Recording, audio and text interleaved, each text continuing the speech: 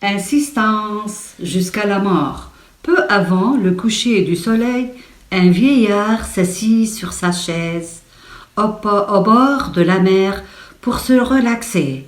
La musique calme, diffusée de loin, caressait son imagination.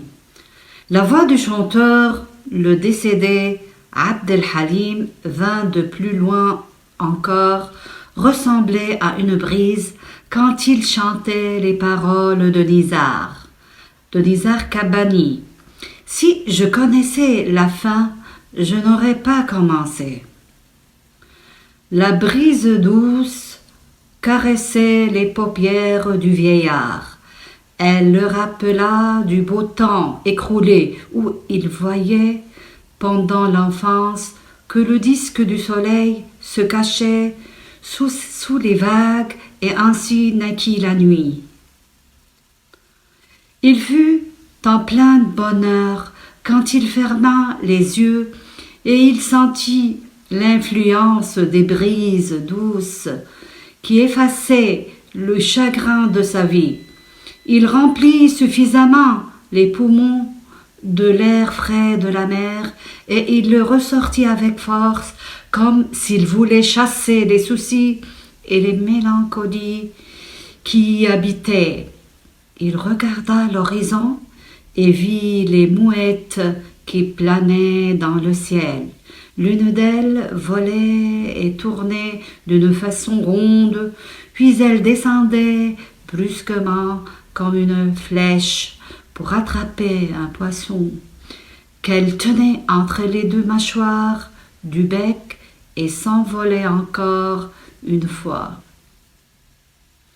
Le vieillard ferma les yeux comme s'il voulait garder en souvenir ce spectacle qu'il considérait comme un tableau. Il se souvenait de son enfance où il fréquentait le même endroit pour regarder les mouettes qui cherchaient la nourriture. Quand il ouvrit les yeux, il n'y avait eu qu'une seule qui cherchait encore sa nourriture. Le vieillard fut en plein bonheur en observant l'oiseau. Il remarqua que l'oiseau criait beaucoup et ne pouvait pas achever le tour complet dans l'air qu'un oiseau faisait habituellement avant d'attaquer les poissons. Il mit le journal à côté pour regarder l'oiseau qui manœuvrait avant d'attaquer, mais qui manquait son but. Le souffle devint un peu plus fort et le vieillard croyait que l'oiseau allait cesser ses manœuvres.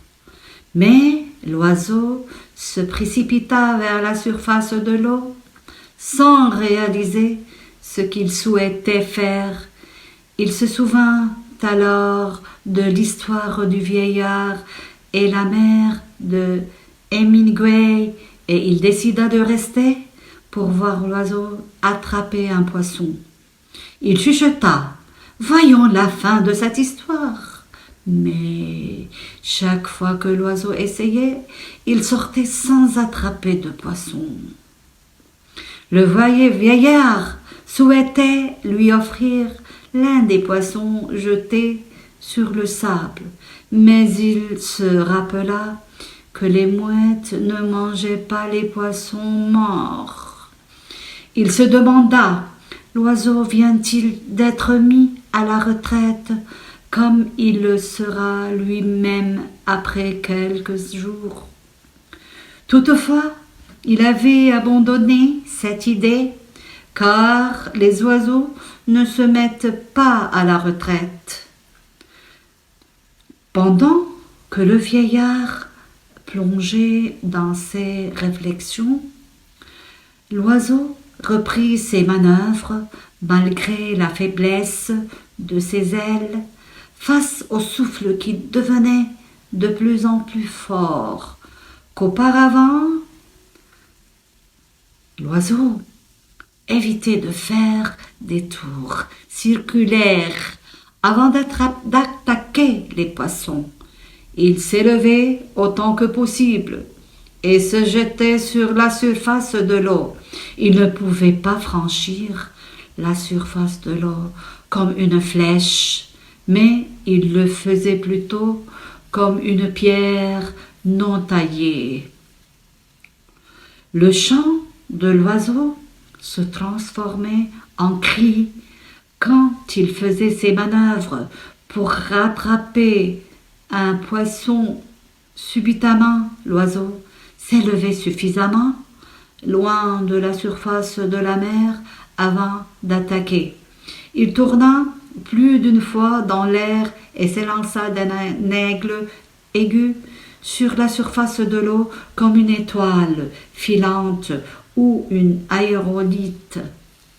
L'oiseau resta longtemps au-dessous de la surface de l'eau et le vieillard croyait qu'il était sorti aussitôt qu'il était descendu après avoir attrapé un poisson.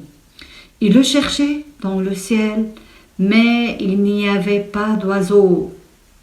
Lorsqu'il regarda encore une fois la surface de l'eau, il découvrit que les vagues jouaient avec le corps d'un oiseau. Il était d'une espèce d'une mouette